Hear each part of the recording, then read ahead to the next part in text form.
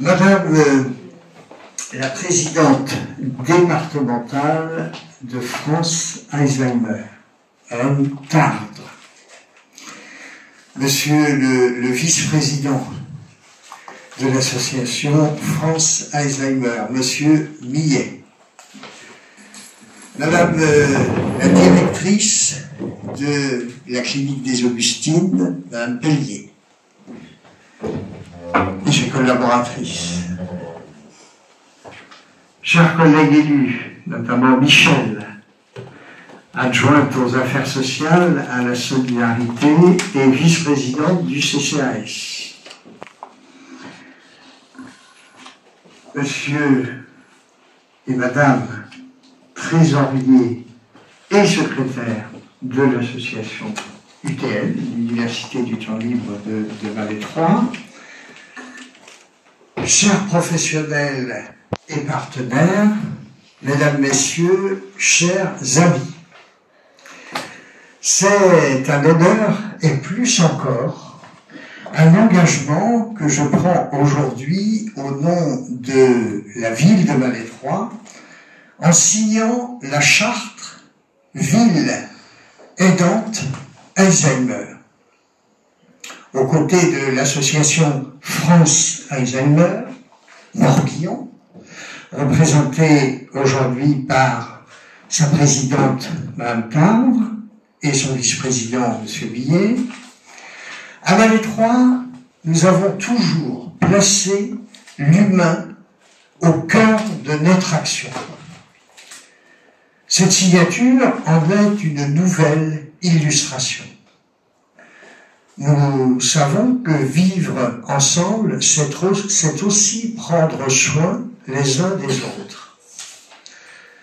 Les personnes malades ne doivent pas abandonner l'espace public sous prétexte qu'elles n'y trouvent plus leur place.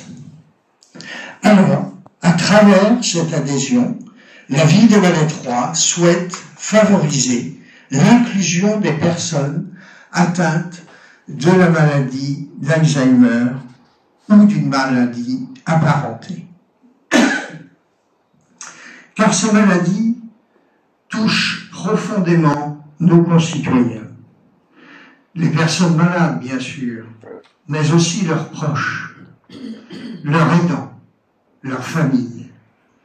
Grâce à un tissu de partenaires engagés, notre ville n'a pas attendu la charte pour se mobiliser, mais celle-ci vient renforcer, structurer et rendre visible ce travail.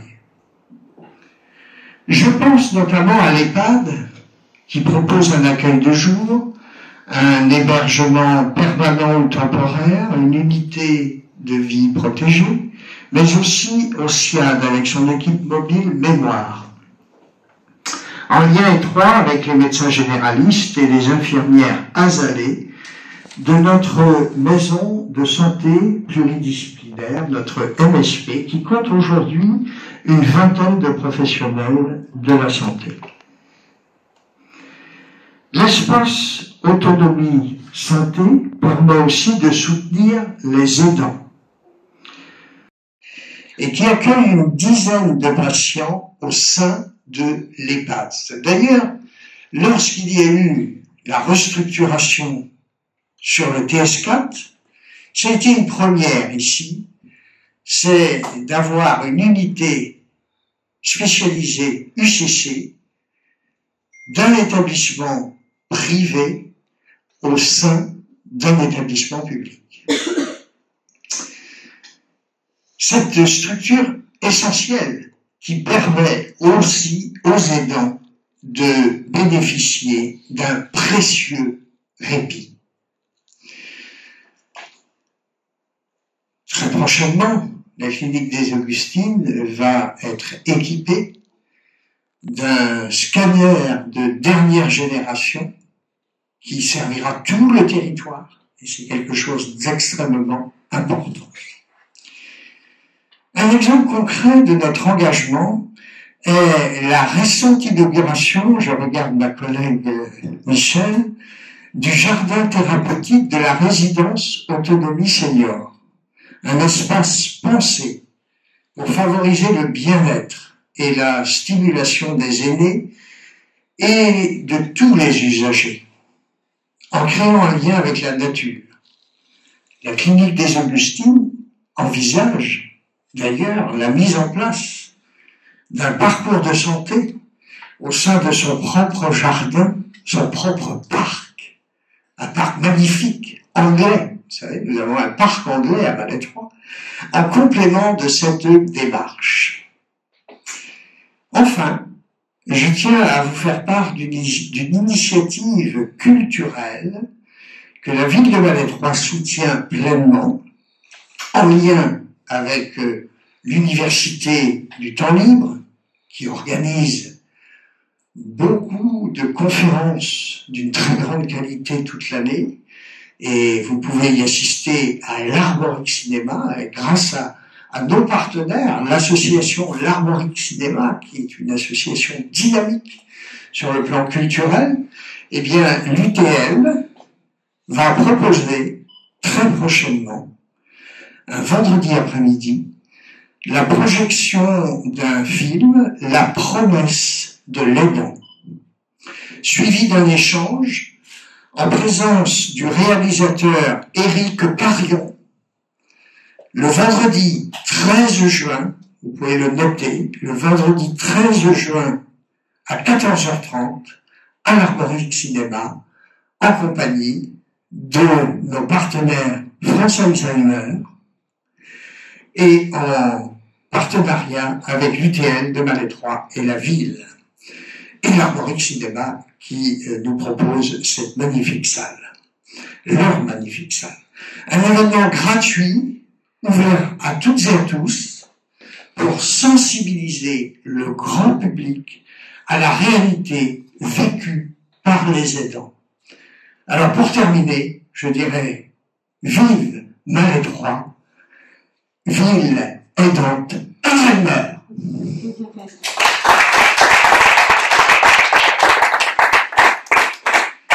Maintenant, avant de procéder à la signature officielle, eh bien, je vais passer la parole à Madame la Présidente, Tarbes, présidente de l'association France Alzheimer du département du Morbihan.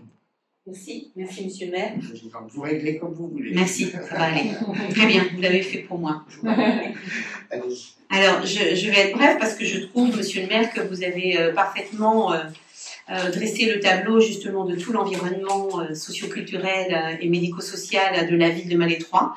Moi, je dirais qu'au niveau du département, nous remarquons qu'effectivement Malétroit est très souvent cité par rapport au fait, et nous on en parle largement, par rapport au fait qu'il existe ici un pôle médical pour faire le diagnostic. Diagnostiquer la maladie, c'est quand même quelque chose d'important, et Malétroit depuis longtemps assure ces diagnostics. D'autre part, nous parlons très régulièrement aussi de l'unité cognitivo-comportementale, parce que l'UCC est un service hospitalier qui permet effectivement de prendre en compte les troubles de comportement d'une personne qui a une maladie d'Alzheimer ou maladie apparentée pour essayer justement de réduire ces troubles. Et il n'y a que 2 lieux dans le département, Malétroit et Hennebont. Donc c'est vrai que toutes les personnes qui sont sur le littoral et dans la partie Auréval viennent à Malétroit par rapport à ces besoins de prise en charge qui en général sont autour d'1 mois pour que la personne soit apaisée par rapport à ses troubles de comportement, et c'est vraiment très précieux. On en parle largement auprès des adhérents parce que beaucoup de médecins généralistes ne connaissent pas ce service qui est pourtant important, précieux parce que très très spécialisé dans la prise en charge des malades d'Alzheimer, avec énormément de bienveillance et de bientraitance. Et donc on rassure beaucoup, nous, nos familles, en disant mais n'hésitez pas, s'il y a quoi que ce soit au niveau des troubles de comportement, il existe vraiment un service spécialisé au top. Donc on en fait largement la publicité, et c'est vrai que les médecins généralistes ne connaissent pas, parce que c'est quand même des choses relativement récentes, on va dire, dans le paysage médico-social. Sinon, moi je pourrais peut-être insister en disant que s'il y a 1,2 million de malades sur la France, ça veut dire qu'il y a 12 000 malades sur le département, si on divise 1,2 million par 100. Donc ça représente quand même une très très grosse population. Et quand on nous donne ces chiffres-là, c'est pour prendre en compte autant les gens qui sont déjà diagnostiqués que ceux qui ne le sont pas encore. Parce qu'effectivement, on peut aussi ne pas déceler la maladie parce que l'entourage compense, parce que les aidants compensent, consciemment ou inconsciemment. Sinon, peut-être rappeler que c'est une maladie qui touche énormément de personnes après l'âge de 80 ans, donc c'est pour ça qu'on l'associe à la vieillesse, mais malgré tout, il y a de plus en plus de personnes jeunes de moins de 60 ans qui sont diagnostiquées parce que la recherche avance, parce que les médecins sont mieux en mieux formés et arrivent à mieux déceler la maladie, même pour des personnes qui sont encore au travail. Et puis rappelons que c'est une maladie qui exige de l'entourage d'être vigilant 24 heures sur 24, 7 jours sur 7, sans jamais de répit. Donc c'est pour ça que notre association est là pour faire du soutien des aidants, déjà du soutien psychologique, soutien moral. Nous recevons les personnes, nous développons les entretiens individuels, nous apportons du soutien avec l'intervention de professionnels psychologues. Nous apportons de l'information et nous prendrons le relais ou nous collaborons avec la clinique des Augustines à ce propos pour continuer continuer dans le temps la formation des aidants qui peut se passer sur le territoire, parce que c'est important que les aidants puissent avoir des réponses au plus près de leur lieu d'habitation. Ils peuvent rarement se déplacer loin et longtemps, donc c'est important d'apporter l'information le plus sur place. Voilà, et puis c'est vrai que nous avons déjà donné de l'information concernant les temps de répit qui peuvent être offerts pour des gens qui ne peuvent pas venir sur les activités proposées dans l'agglomération de Vannes ou dans l'agglomération de Lorient. Il y a des séjours vacances, on va en faire 5 cette année 2025 grâce à un soutien particulier du conseil départemental qui nous permet d'en organiser 5 plutôt que 1 ou 2. De façon à ce que la participation financière demandée aux familles est la plus basse possible, autour de 500 € par couple pour une semaine, de façon à ce que la peur de l'avenir et la peur des dépenses de la dépendance ne soit pas quelque chose qui empêche les familles de profiter un petit peu et de se payer, entre guillemets, des temps de loisirs et des temps de répit, parce que c'est un moment de ressourcement pour les dents que de participer à une semaine de séjour répit. Voilà.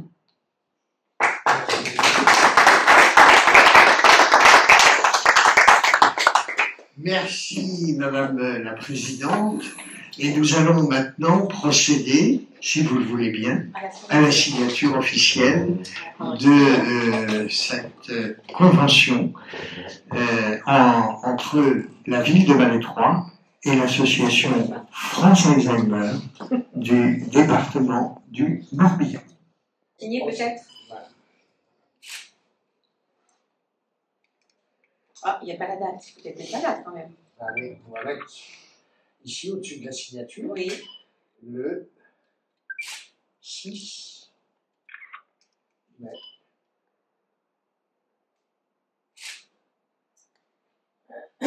Merci. Alors, le 6 mai.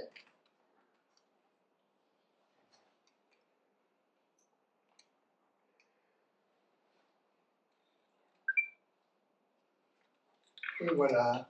Donc on va vous donner même une vitrophanie qui permet d'afficher cette signature sur les vitres du CCAS, de la mairie, enfin des endroits qui vous semblent pertinents. C'est vrai que c'est aussi quelque chose qui peut être agrandi et être mis en affiche pour que vos concitoyens puissent se rappeler de cette signature. On peut la mettre aussi à la maison de santé. Oui, tout à fait, la maison de santé, ça pourrait être intéressant. Voilà, donc les établissements.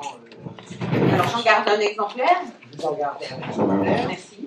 Et puis, réduite, mais on espère que l'article d'aujourd'hui... Au niveau du TL, on peut le faire. Hein.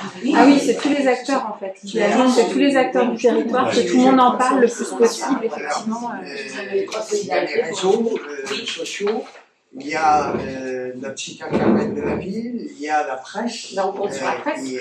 Voilà, et puis vous pouvez aussi vous Donc le faire site une internet relance. de la ville Le site internet concerne. Donc, la date, l'heure, le titre, la présence de M. Carion et le fait que ce soit gratuit. Voilà, tout ça à mettre en avant. Déjà, il y aura, je pense, une bonne partie des adhérents de l'UTL, certainement. et qui généralement maintenant, parce que les gens sont habitués, posent des questions. Oui. Justement. Non, c'est bien. plus de questions. Au moins, ça fera des De plus en plus. Ils sont C'est pour ça que Oui, bien sûr. on a de nouveaux adhérents parce qu'ils trouvent que l'ambiance est très, Ouais, à ouais. chaque fois, même si ce sont des sujets très particuliers, ça donne une ouverture et c'est d'accord. vrai que les gens participent de plus en plus. Oui, il y a toujours, l'UTL, a toujours une belle sélection. A été missionné en fait par le CM2R de Rennes pour être représentant des consultations mémoire territoriales. Voilà. Donc, Et Jean-Paul, MLMB, mon premier adjoint, et donc est absent pour le moment, il est à l'étranger, mais il faut savoir que aussi, avec son équipe, avec la clinique, eh bien, la clinique des Augustines, en matière de plaies, est une référence. Absolument. Est Ah oui. une référence. On est sur des plaies. Je vais dire. Il est connu dans tout le département. Oui, même C'est au ça. stade. Même au stade. Vous savez, ce que j'aime bien dire, c'est que les trois évoluent dans beaucoup de domaines en référence, Ah oui, au niveau dans l'embellé. régional, national, et on va dire maintenant au-delà. Ah oui, alors. Soyons fous, soyons fous. Merci. Bon, merci à vous tous.